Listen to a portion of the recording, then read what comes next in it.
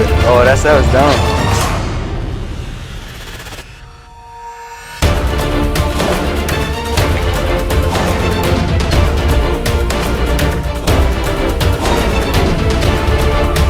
In the rock, I understand now.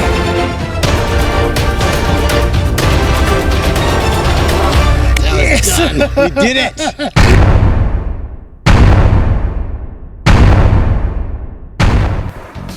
You got that? That sounds done, isn't it? Oh, that was dumb. Very well. Yeah. Well, we're back here again. First time we've been here for 4 years now. We're going to walk on in down by this sort of a little brook here. We'll walk on in the country. Got 2 new rookies with me.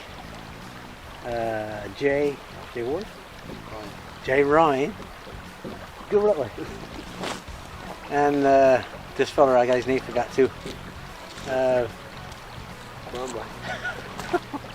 Riley Thomas. And Daniel, of course.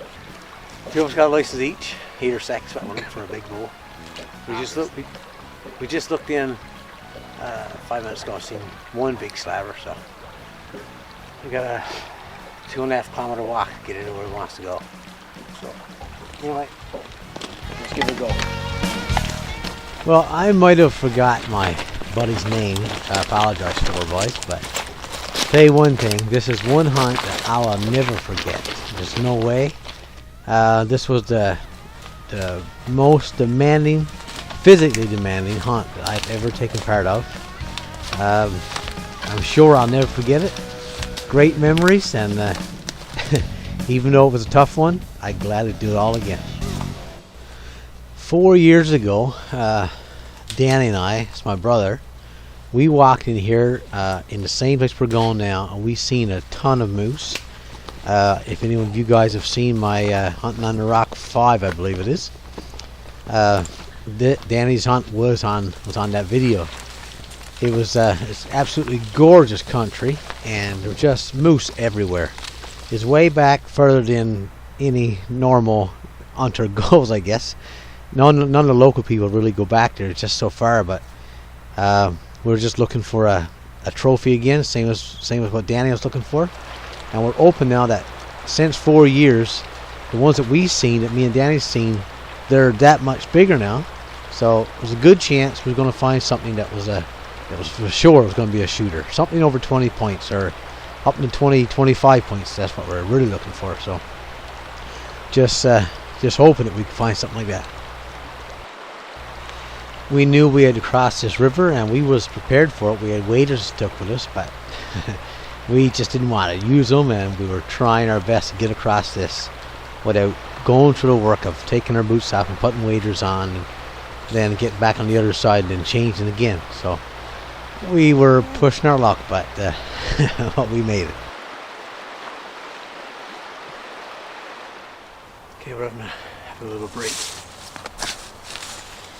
He wants to conquer that ridge up there. Up on top. You can see a miles, you can see a long way. So I see a few moose, but now we're talking about no size. A couple cows. See some big bulls a long ways away, in over on the back of that ridge, so we should see them better once we get to the top.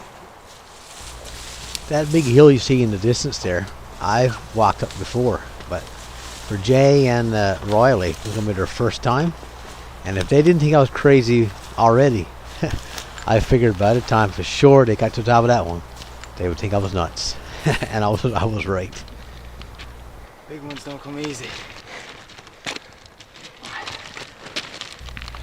I know it's a tough walk and a tough hike to get up here, but once you get to the top, oh, it's so rewarding. It's absolutely beautiful. The distance you can see in the area, yeah, it's indescribable.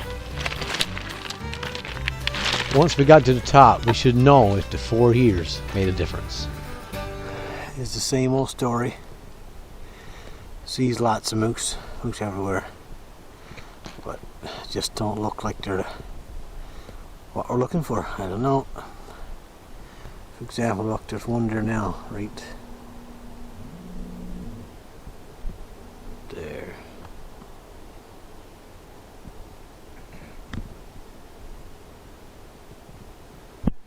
You know, he's like 15, 16 to up to 20 points maximum. That's not what we're looking for. Right there in the trees, there's another one.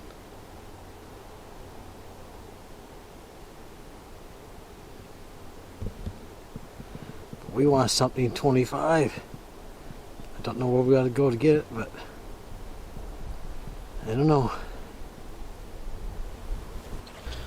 We decided to get ready and walk down to where the moose were, and you never know, there could be more there that we don't see, but we highly doubt it because it's two big bulls and we can see the area pretty good.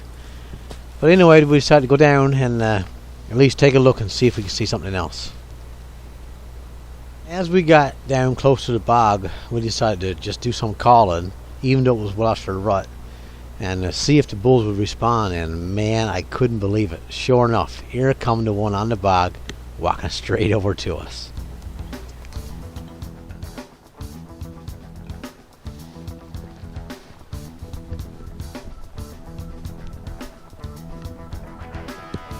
If it was a closer look that we wanted, we sure got that.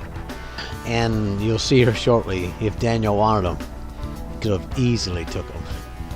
What a chance, what a chance. If this thing only had 25 points, it would have been all over. Well, the moose was huge. It was a big body moose, but it only had maybe 10 to 15 points maximum, and no more than a 40 to 45 inch spread antlers. So now it wasn't what we was looking for. We walked too far to carry something like this back out to the boat.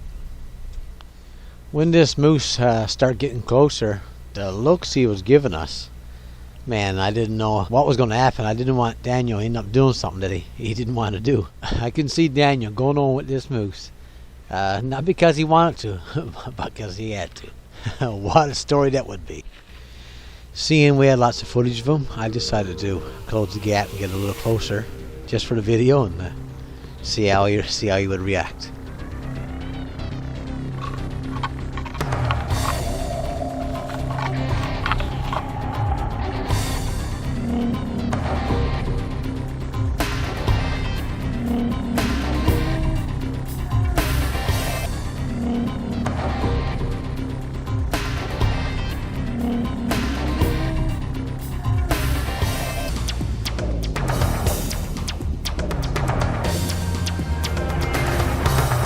When I got like maybe 25, 30 feet away, the looks this moose was giving me, I wasn't going to get much closer. He was ready to kill. No trees around, so I changed my mind and stopped pushing my luck.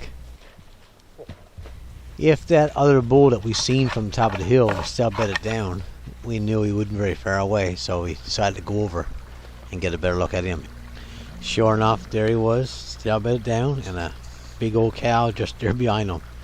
But just our luck, his antlers was really, really uneven. And if he had two sides like his right side, this bull wouldn't have got any further than what he was right now. Man, a beautiful rack on the right side. He had 15 points, not scoreable points, but 15 bumps. We call them points anyway. And I would have gladly counted them, and it was just a beautiful bull, but just the antlers was terrible, terrible uneven. He finally stood up, and man, what a size! He was just simply huge. We noticed that he was looking over to our left really hard, and just looked like he seen something or heard something. And sure enough, we looked. Here was the bull we seen first, strutting his way over toward us. It was just beautiful to watch.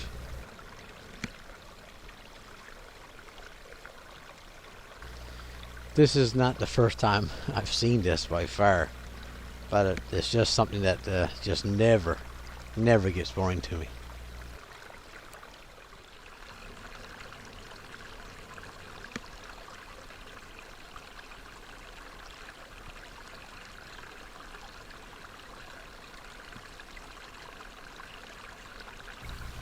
Well, once we took a good look at these moose, and well, we felt like there was no more moose in the area, we decided to move on and time was against us, of course, and we had to go a lot further yet to get into where we were 4 years ago. So we wanted to make sure that we had lots of time to get a good look in the next valley inside. So we didn't go, I don't know, maybe 400 or 500 yards into the next little valley, and here it was, I think it was six together in one spot. Beautiful in there. But on the far left there was a beautiful 18-point bull, real nice antlers, but just wasn't big enough. And I don't know why I didn't film it better, but over on the far right you're just going to get a little glimpse of it. There was one bull there, but his antlers was deformed or something was wrong. His antlers was actually gray. I'll try to point out here in a second once I see it. The moose that the arrow is pointing at, that's the bull that got the gray antlers. I'm thinking is velvet still over the antlers, but it's gone gray for some reason. I've actually heard it's caused by when a moose is castrated. So we decided to move on, and we had one more valley that we had to look at and see if there's any moose in the area. 4 years ago is where we've seen some great bulls, so we decided to go as fast as we could and take a look. It's 2 o'clock. After seeing, I don't know how many moose, off a pile of moose, but same old thing, nutting. 20 points max is all we've seen. 19 points to be exact, actually. And now it's lunchtime. We're as high as we can go. we're as high as we can go. Can't go no higher than this. You're right down there under me. We see the great big boards of another one, so we don't know how big he is yet, so we'll have lunch. I'm going to try to get them closer or something. I can stand up and see if he's big enough. Been a long, hard climb. We're over 1,600 feet above sea level right now. And we got to walk all the ways back here to get in too. So we got 3.5 hours for dark. So hope that's enough. But we got to go check out this moose first. I'll zoom in and show you. Well, we were now like 5.5, 6 kilometers from the boat, and actually really rough country. So we were deciding if we should go down and get closer to this moose, and because it was going to be a tough time even to get down close to be able to count his points and estimate the spread. He had probably a 50-inch spread, but I didn't think he had a 25-point range, and of course that's what I wanted. Daniel wanted the same thing. So we were trying to figure out what to do when one of us looked up to the left in from us a little ways, and here was two of the biggest kind just feeding there. We didn't even know it. So plans changed really fast, and we took off in there after them, try to get a better look. 'Cause 2 of them looked like pretty good bulls. Just looking at one big bull down to the right. So we see 2 more 20-pointers, at least 20 pointers. We knew that one of these bulls was a real good bull, but the other one, even though he had 20 points, he didn't have real big antlers, but still a great bull. But Daniel suggested to me that let's do a double hitter, and I said, yeah, let's go for it. So that's what we decided to do, to try and film us shooting 2 of them at one time. With the time against us, the wind was the wrong way, and very little cover. We had to make a big circle, a big loop to get up past them and try to sneak it over the top and get then over above them and rest on a big boulder for a half-decent shot without spooking them. Wasn't going to be easy, but we felt we could do it. Every time they put their head down to feed, we'd gain a few yards and get down to the boulder where we want to rest our gun on.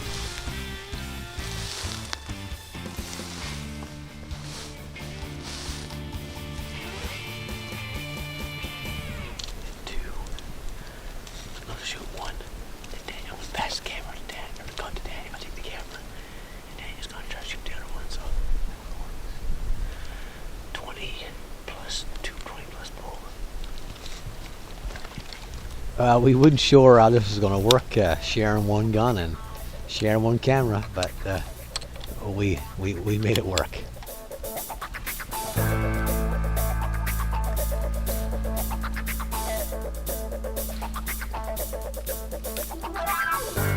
Well, I got lucky. I won the coin toss, and I got to shoot first. And also, I had the better eyes, Daniel. I seen the moose first. Just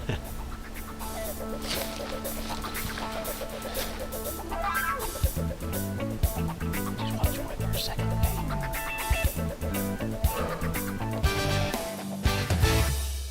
You ready? Yeah.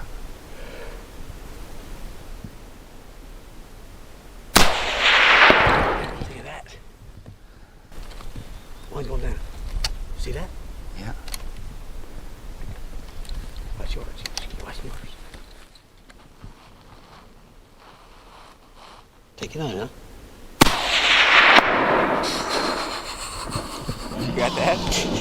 You got that? I got that. Bang! That sounds done, is it? Oh, that's how it's done. Oh boy. Awesome. 20 pointers on the ground. At least 2 20-pointers. Wicked.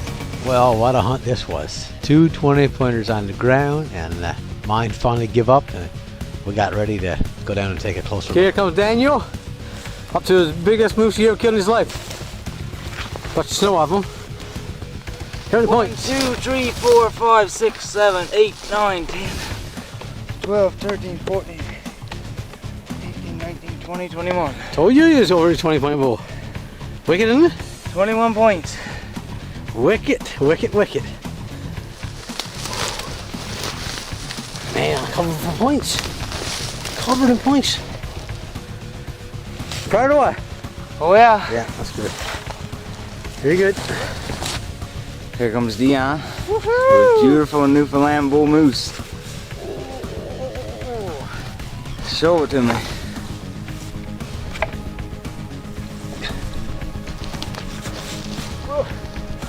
Woo. 1 second, I'll get the straight for you. Whoa. Hold on now. 1, 2, 3, 4, 5, 6, 8, 9, 10, 11, 12, 13, 14, 15, 16, 17, 18, 19, 20, 21, 22, 23. Almost 24. You might be able to go 24. There's 2 bumps there, so. Perfect. Oh, this is a long, hard day. Oh my goodness. So, and there's 3:45. We're in trouble. We're not gonna get out before dark. And I got bad muscle spasms in my legs. Not good. Anyway, we gotta clean this up and try to get back to the road. Good? Until next time.